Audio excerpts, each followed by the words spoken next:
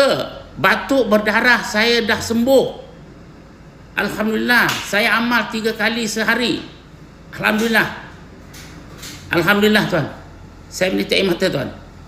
Bukan apa, mak saya mengidap batuk berdarah ni sejak umur dia 8 tahun.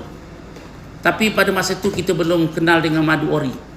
Jadi macam-macam cara dia buat ubat, tak juga sembuh-sembuh. Tak juga sembuh-sembuh. Tapi masa tu betul lah kami belum kenal madu ori. Padahal ubatnya tu madu sebenarnya.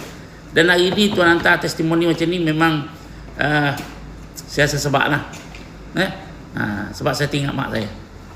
Mak saya setiap hari subuh-subuh dia akan bangun pagi, dia batuk dan berdarah.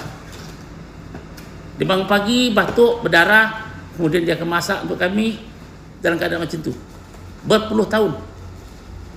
Tak sembuh sampailah dia meninggal. Dan hari ni bila tuan hantar testimoni ni, saya memang sebab.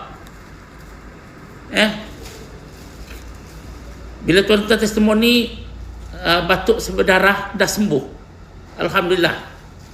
Sebab pada masa tu saya pun bila saya jual madu sekarang tuan saya ingat. Tapi dia ajal dia memang itu kan. Tapi dia mengidap batuk berdarah ni tuan berpuluh tahun.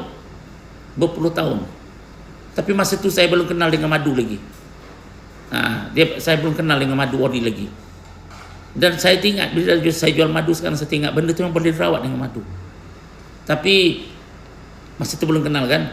Jadi bila tuan hantar testimoni ni tuan,